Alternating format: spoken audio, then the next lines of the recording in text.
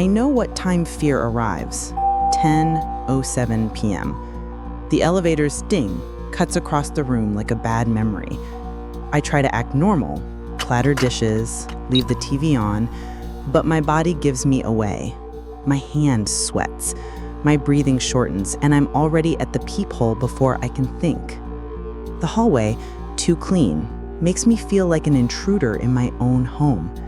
In the first week, I found a flaw. In the second, I started timing it. In the third, I realized I was living just to wait for that sound. On Friday, I got home early, lights off, and pressed myself to the wall. The door opened, and the delivery guy who always crosses paths with me stood in the gap as if savoring the calm of the hallway. My chest jumped. He stuck a paper to my door with exaggerated care, drew a deep breath, turned his back, and went down the stairs. When I grabbed the note, the glue was still warm. "You didn't answer today." My name, accent mark included. Who gets that accent right? Everyone gets it wrong, except him. I went down to talk to the doorman and felt ashamed for seeming dramatic. But shame is a trick. It tries to make me doubt the danger. The next day, they left a keychain with my apartment number. I stared at the cheap metal reflecting my odd face. It's strange to feel your home is no longer only yours. The elevator keeps opening on my floor. I turn off the lights and tie my hair back, as if being smaller could hide me. It doesn't.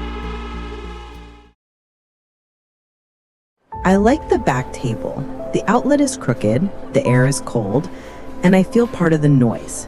He started showing up at 2 p.m. every day. Tired suit, a smile that never reaches the eyes. I convinced myself it was coincidence, but my body didn't buy it. The coffee tasted more bitter, and I began pressing my backpack to my belly like a shield. When he told the waiter to remove the sugar from my cappuccino because she takes the bus home and gets a headache, the back of my neck bristled. It wasn't about the sugar. It was about being seen too much. I wanted to laugh, make a joke, but my voice failed and I only managed to finish fast. The next day, he talked about my window that won't close. It's like my home suddenly turned transparent. I walked past shop windows and glass, as if any reflection could hand over a piece of me. On a napkin, he wrote my old address and struck through the current one. Safer to change the habit than the lock. I felt anger, not just fear, anger at having to give up my coffee, my table, my route. I changed coffee shops, tried other tables, other outlets. I didn't post anything.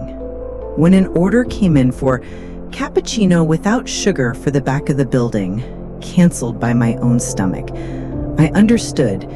He doesn't just want to know. He wants me to know that he knows.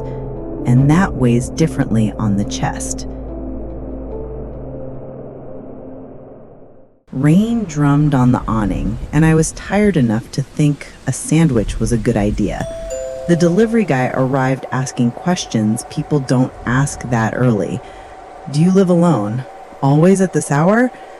I wanted to say no, but my mouth gave that polite smile I hate in myself.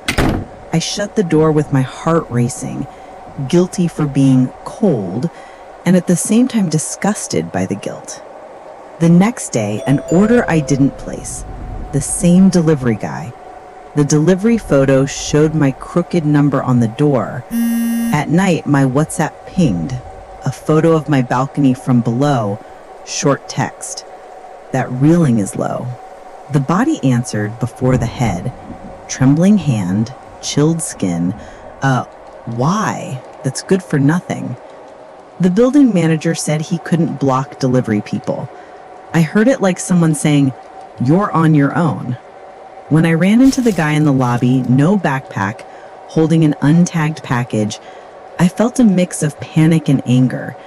"Last delivery," he said. I ran upstairs, the package at my door. Inside, a doorbell just like mine, the wires tied in a loop. Note: I installed another one on the ground floor. That way, you come down when I want. I swapped apartment numbers with my neighbor for a month. Guilt visited me again for pulling her into my problem, but guilt is also a trap. In the end, the sound of the wrong doorbell stopped, not because they heard me. It stopped because they got tired. What exhausts us keeps going. I read the building's group chat to feel part of something. Noises, complaints, inside jokes. Lucia 312 seemed to be at every door at once. When she wrote, "Are you alone in 602?" I heard 2 extra steps. My stomach turned to stone. I was alone. And for a second, I caught myself wondering if I'd made extra noise, as if the mistake could be mine. 3 soft knocks on the door. Through the peephole lens, the hallway had that hospital clean light. Private message. "It's me, Lucia. Open up." The body understands before reason. Arm tingled, pulse sped up. I replied, "No." She sent a photo of my door taken from below, someone lying down in my hallway. I felt like shouting the doorman's name just to hear a human voice. When the janitor said 312 was empty, I felt a dirty relief, like, it's not the neighbor, it's worse. Lucia left the group. On my doormat, another paper. "Your doorbell's rubber strip has a tear. Light leaks at 2:13 a.m. I found myself loving the imperfection of that rubber. It reminds me I exist for real, that the house is physical. They made another group. A Carla 512 joined. Same habits, same rush to reply. We learn to recognize the smell of danger. It changes names, but the smell is the same. Always nearby. I like the feeling of being looked after by the app. Name, photo, plate, route, safety, bought in installments. When I realized the same driver accepted almost all my rides, I thought it was convenient. When he started recalling places I'd been without being in his car, something tightened in my chest. It's the difference between knowing and watching. I canceled a ride and walked. I thought the street would give me back control. Notification, want company? I'm already here. The light turned green and the car radio's hiss gave me an anchor of fear. I snapped a photo of the plate with a damp hand. He followed at a calculated mean distance, close enough for me to know, far enough to look normal. Inside the 24-hour market, I asked security for help, trying not to cry with anger at needing to ask. When I left, the car was gone, leaving only the sound of my heart thudding in my ears. Days later, I received, "Your favorite driver is nearby." I laughed without humor, forced favoritism. I changed my address in the app to the street behind mine. It's strange to see a similar car slow down near my gate and have to decide in seconds whether to run, pretend I didn't see, or film. I had never thought choosing how to get there could hurt so much. The small hours make you think the world is smaller. Too white light, repeated aisles, background music I don't recognize. When the man in the green jacket showed up in the cereal aisle, my body noticed before I did. The way he never picked anything, eyes that never landed on a product. I changed aisles, carrying the basket like carrying a scared cat. He came after me with empty hands. The cigarette smell clung to the produce section air, which should smell like fruit. That's when I understood, not coincidence, choice, his, and now mine. In the checkout line, I tried to give myself rational reasons. He's just walking. You're exaggerating. Because that's what we learn, so we won't seem hysterical. But the skin doesn't lie. I wanted to leave my body for a few minutes. When I found the receipt slip on the windshield with my name handwritten, my legs wobbled as if I'd been running. I brushed my hand over the paper, and the ink smudged my finger. Real. I told the clerk, called a car on another app, left through the service door with an employee. The next day, another receipt on the gate. You almost forgot. The message felt intimate, but it wasn't affection. It was control dressed as kindness. And control, when it becomes a habit, eats you from the inside. The first time I heard the little music box outside, it took me a second to understand. My daughter was in her room, hair tied with that pink elastic that always snaps, and she laughed thinking it was my trick. When I saw the drone hovering at window height, my whole body turned instinct. I shut the blind, pulled my daughter away, and said, "It's okay," in a voice too thin to convince anyone. I went to ask for help. The teenage neighbor swore it wasn't his. I went back home and counted my daughter's breaths until she slept, as if numbers could tie safety to things. The next night, the little box played by itself. "He said my name," she said. The feeling is physical, a hand squeezing my throat from the inside. I taped over cameras, turned off assistants, installed an extra screen. I did, at last, what I could do. The box that showed up outside with another music box and the note, "Now we have two," knocked me down inside because it wasn't just invasion. It was an attempt to join our intimacy. I took my daughter to my mother's house, and guilt gnawed at me for pulling her out of her routine, but mother guilt is the price of courage. The building manager said nobody saw anything. People like not seeing. Some late afternoons, I still hear the notes climbing the wall. I stand guard. It's exhausting, but it's my job. My body got used to waking before the alarm. That Tuesday, 5:02 a.m., the sound was minimal, paper scraping the floor. I froze, hand on the latch and feet cold. The morning hallway has a calm that hurts. When I opened, I found 3 Polaroids. The first arrived shy, my living room in the dark, my couch like a shadow.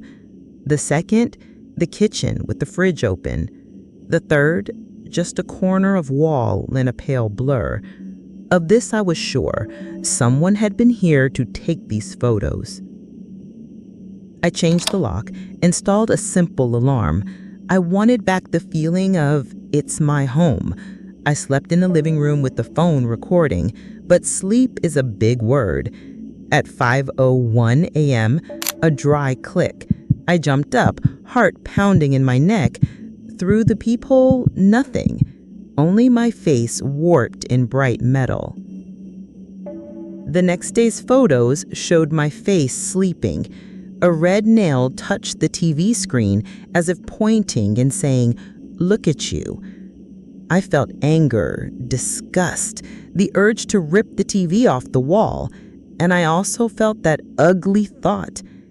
Am I overreacting? That's how they teach us to survive. But a photo isn't a feeling. A photo is proof. Since then, I wake up earlier than I wanted to be able to. I open the door and face that clean hallway, trying to remember my courage is more mine than his fear. When the webcam's blue light turned on with the laptop closed, the first reaction was denial. It's a bug. The second was shame. I must have done something wrong. The third was fear, the most honest. I turned off Wi-Fi, changed a password, and the light kept turning on and off as if winking at me. After my shower, a black window took over the screen. No icons, no mouse, no me. My phone buzzed with a link to a folder, work, backup. I knew I shouldn't open it. Another link arrived with my photo from an impossible angle. The floor felt light, as if my feet were a centimeter above it. That's what invasion does, shifts you away from yourself. The notice in the elevator about someone testing Wi-Fi signal at doors made me angry. Clean language for a dirty thing. At night, a paper under my door. Did you fix the camera? If you want, I'll fix it. I wanted to smash everything and at the same time disappear. I wiped the computer, changed passwords, sometimes worked on my neighbor's balcony. Human talk helps. She laughed, gave me coffee, gave me back weight. From time to time, the blue light blinks. When that happens, I say, there's nothing to see. It's ridiculous, but it gives me a thread of control back. Sometimes the light goes out as if someone heard. I was coming home late, almost empty car, that brake smell that feels like burnt rain. The black notebook slid off the front seat when the train braked, and my name on the cover knocked the air from me. I touched it like you touch a wound. Inside, schedules, cold observations. Left at 7:42, gray blouse, hair tied back. Life reduced to a list. Photos taped in, maps with stars, safe zone, risk zone. What hurt wasn't only someone follows me, it was seeing my routine treated like an experiment. Test 4, switch sides on the platform, reacted. I reacted. And now I reacted again, my hands sweating on the paper. In the window's reflection, a man with a backpack watched me while pretending not to. I got off one station early. The body chose for me. Run, don't think. At home, I called the police and kept repeating my address so I wouldn't cry. Behind the back cover, a USB stick taped in and a line, "If you take it home, the experiment continues." I tossed it in the toilet. My heart pounded so loud, it sounded like the plumbing. The next day, Left for You, Volume 2. I understood it's not about winning, it's about wearing you down. I changed schedules, changed routes, asked friends to meet me halfway. I don't know if that saved me or just tired me out less, but for the first time in days, I slept without dreaming of plastic seats. Which detail in these accounts made you feel this could happen to me? Comment as safely as you can, and tell me which story you want to see turned into a tale in the next video.